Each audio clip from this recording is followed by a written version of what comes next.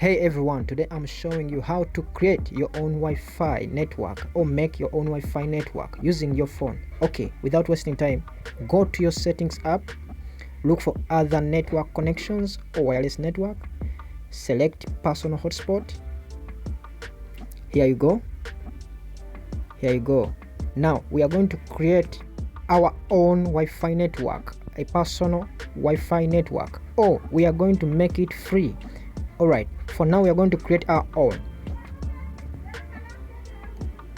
Now under the name of the Wi-Fi network, the SSID, we are going to write there any name of your preference, and here we shall select either to set it to no password or to set it to a password.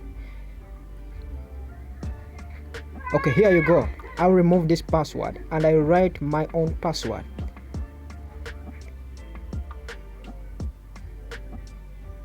There you go. Now you can select OK to save those settings. Now for the Wi-Fi network to start working, you should enable it right here. You will see the Wi-Fi being created. You can check your slide menu to see if your Wi-Fi is successfully created. Alright guys, thanks for watching this video. Stay safe, stay fresh. Bye bye.